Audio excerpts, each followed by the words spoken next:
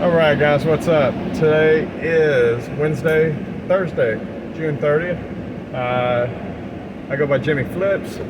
This is my third episode on YouTube. Not that I expect anybody to be watching, because frankly I'm the only one watching and I am my biggest critic. That being said, there have been some adjustments. The first one you could barely hear. The second one that y'all heard, I believe was a little better, but I was stopped with no AC. There was one in between there that was even worse than the first one as far as audio, and now we're going to give this one a shot. I got a new mount. I thought that my microphone was getting the static, but apparently it was the phone itself. So that being said, this mount is behind the vents. I think y'all catch a little air, but at least y'all can hear me. Alright, with that out of the way, I think that was needless, but with that out of the way, I go by Jimmy Flips. I am a reseller. I prefer the term domestic, retail, arbitrage, merchant, because it sounds fancy. And generally, there's a negative connotation that goes with resellers. That aside, I'm supposed to be on vacation. I didn't mention that in my last video. That video was taken as I was leaving my day job. I still work a full-time 40-plus week. I was leaving my day job for the first day of 8 days on vacation. I live in Texas, and I am going down near Galveston to a place called Crystal Beach in order to enjoy a few days of fun in the sun. Not sure what that entails. At this very moment, I'm on the way to Six Flags. My wife was supposed to come with me on this trip, but her work called her away, so unfortunately she's not able to make it, or at least it doesn't look like it. She's still trying to at least join me there. So I'm on my way to Six Flags. I stopped in to grab a few things on the way at good old Walmart and ended up with a basket full of stuff. Now that being said, let's be honest, for resellers, Walmart's been junk here lately. Had to get kind of creative. Now that being said, I hear other YouTube resell people talking about recession, and business is definitely slower. Matter of fact, from the peak at the moment of Christmas last year, which I had much less inventory then as I do now, I'm at about 50% of the sales. Since March, I'm down 35%, which I hear is consistent at the moment. Not necessarily normal, but consistent with what a lot of resellers are going through. Now that being said, it is undeniable that some of my merchandise is slow moving. I know all retailers have that to a certain extent. Possibly since this is my first year doing it, I may have a higher percentage of unwanted, undesirable merchandise that I have in my inventory, some of which may never sell. That being said, some of the things that I thought never would sell have sold, and have sold for a profit. So I know now, a year later, almost to the day, I started in I first decided to become an organized, active, aggressive reseller July 9th of last year. I opened up my LLC at that time. I know since then I have definitely become a better buyer than I was this time a year ago. I know I bought a lot of junk. I know I dabbled in things with expiration dates, mostly to my detriment. I have learned there are some things that I can get away with selling, and selling for a decent profit, a very nice premium, but the majority of the things I've taken losses on. Gratefully, luckily, those haven't been significant. Not enough to slow down my momentum as a merchant. let's see, moving on. So I went into Walmart. I did find just about a full basket of clothing. Clothing represents about 4 to 5% of my annual sales on eBay. I do sell on eBay, I sell on Amazon, I sell on my website, www.jamestowntrading.com. That being said, the jamestowntrading.com will be moving host within the next couple weeks. So it is quite possible that I will be starting from ground zero again with the inventory that's on there, because my margins and the quantities on hand of those margins do not dictate the cost-effective, cost-to-benefit ratio that to spend the time in order to relist with pictures, descriptions, copying and pasting and moving all of those from one spot to the next. I will try to download the CSV file. If it takes, it takes. But reality is it probably won't. Anyway, long story short, I go into Walmart. I hear resellers talking about recession. You know, I hear financial analysts on TV talking about inflation and spending constrictions and recession. And I definitely don't claim to be an expert. But as I walk through the apparel areas of Walmart today, things are discounted anywhere. Almost everything is discounted from 25, 50, some things even 75% off, and it's almost a blanket markdown. Everything. It's hard to find anything full priced. That has repercussions that will echo through the financial market. It's just a sign of it. I know that they are quite possibly getting ready for the next amount of inventory, but it goes without saying that this inventory that they are currently holding did not move like they expected. And you know, it's not even necessarily that their value brands moved up that much in price. You know, maybe 25%, sure. You know, I think inflation's supposed to be somewhere around 11%, and I think everything, all spending habits were characteristic of that. However, as inflation moves up, historically, the amount of shopping, what I mean by the shopping constriction, the spending constriction, takes place where people like you and me, everyday people that don't necessarily have a lot of money, and quite possibly even the people that do, start thinking about necessities more than you know, the luxuries, the things that they need, not necessarily the brands, because it's been proven that people are still buying luxury brands. They're not scared, they're just cautious. You know, do I need 2 new pairs of shoes or just one? You know, on a higher level, when other people are worried about gas prices. You know, let's be honest, last year I was in a different vehicle, but last year you know, it cost me $15 to fill up my tank. You know, now with gas being where it is, and in Texas it's cheaper than most.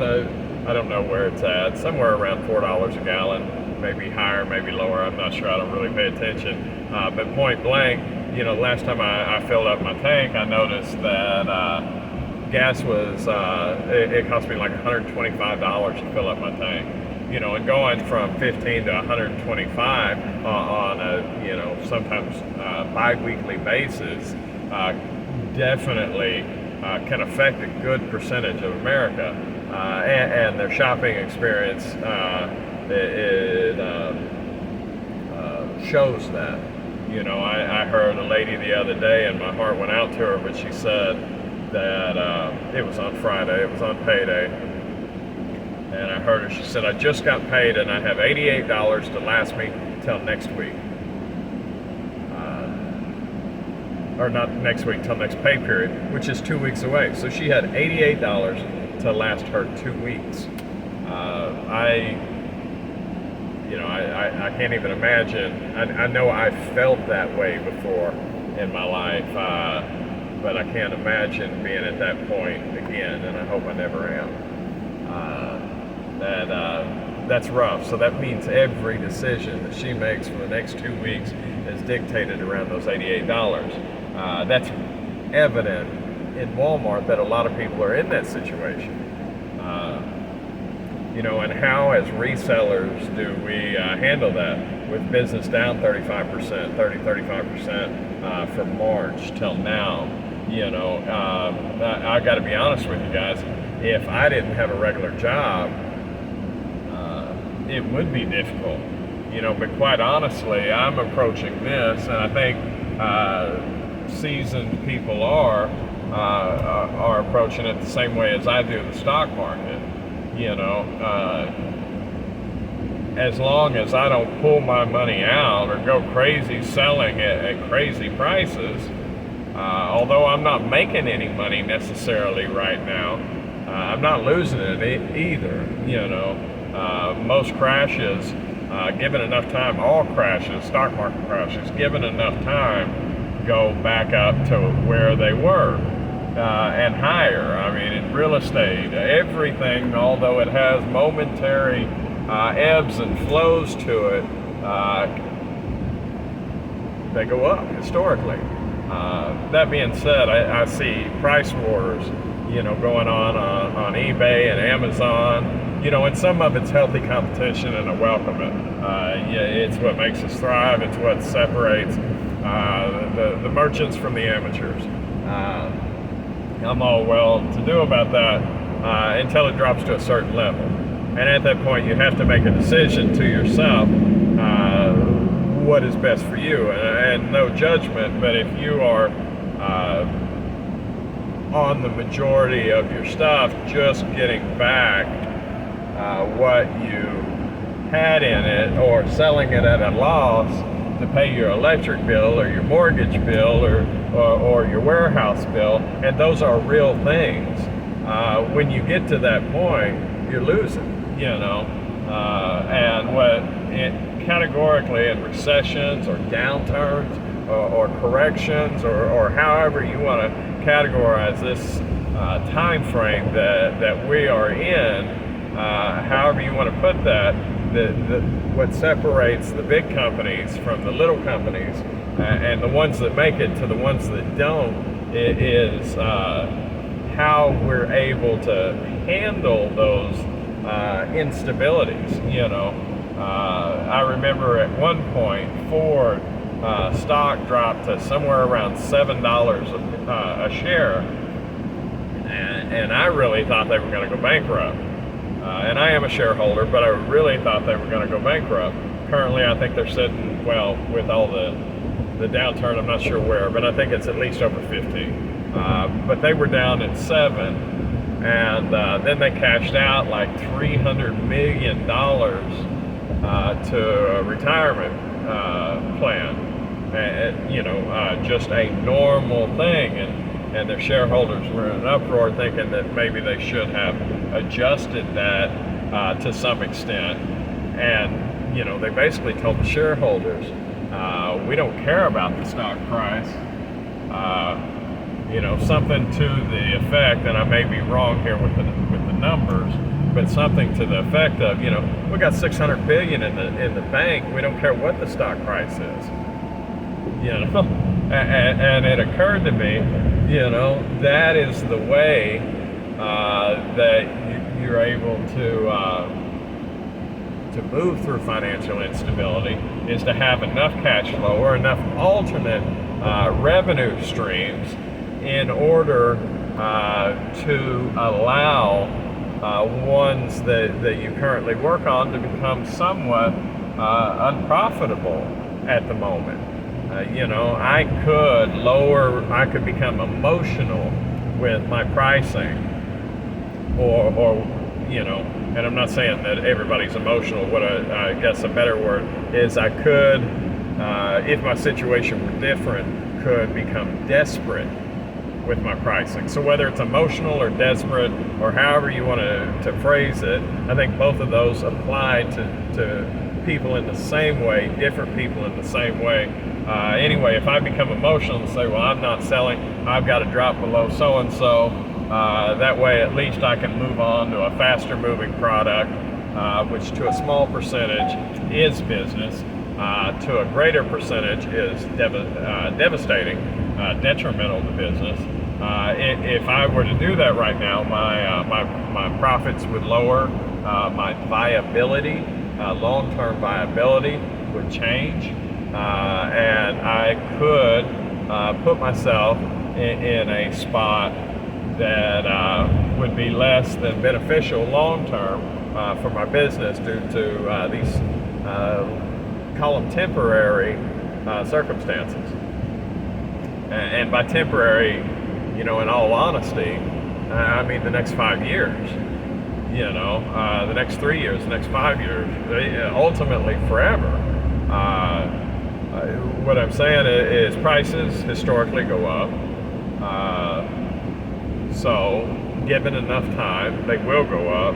So the things that they're selling at a discount, and that I'm buying at a discount, even if I don't unload them immediately, as long as I don't become emotional, and I'm saying this to say that as long as you don't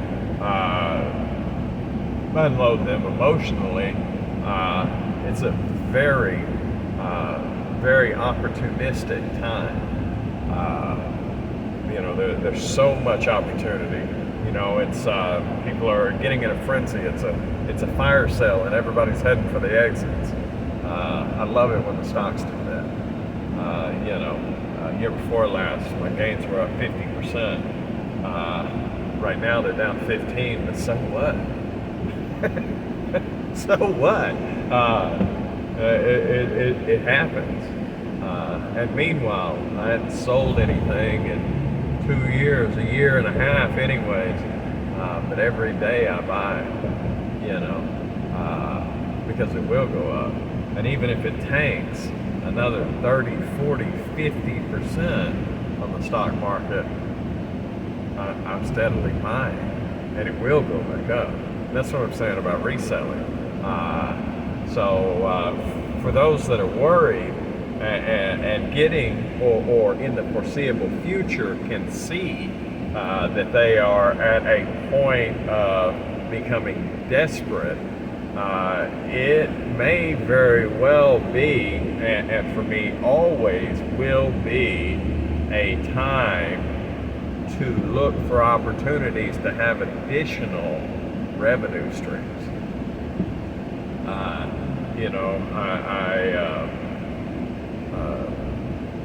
You can never have too many, because they do slow down from time to time.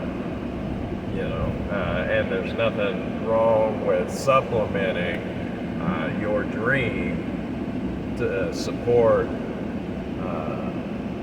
your lifestyle. So that's how I handle it. The other job's great. For the guys that have, last year were moving $1 million, and that they maybe invested in the infrastructure. That can be difficult. Surely, in that time frame, those hustlers, because that's what we are when it boils down to it, have other ways of turning that space or their efforts and energy into whatever it is that they used to do. I have and will and can do just about anything. Right now, I have a nice job. Nice by my standards as far as pay. It takes care of my lifestyle, but if I had to go back to roofing or had to go back to working on furniture or hospitality, whatever it is, those all pay well, given that you do them in the right way. If you have $1 million lifestyle, waiting tables ain't gonna do it. But if you're living $1 million lifestyle and living paycheck to paycheck, you didn't do it. Okay? So, you have to make your money and build accordingly. At that point, if you haven't, there's tough choices to make. My heart goes out for you. I know, I've seen people that get hit with a whirlwind of stuff, and as far as platforms being shut down, and instantly move that into different platforms, making very similar, if not even better money. Look for the opportunities, and I don't believe reselling is going to change.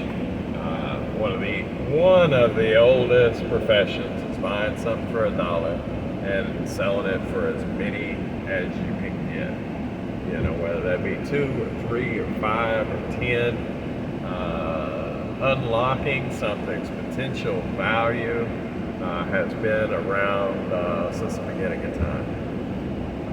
That being said, guys, hold on tight, make your purchases wisely, sell even wiser, buy low, sell high, and we'll do it till we die, right?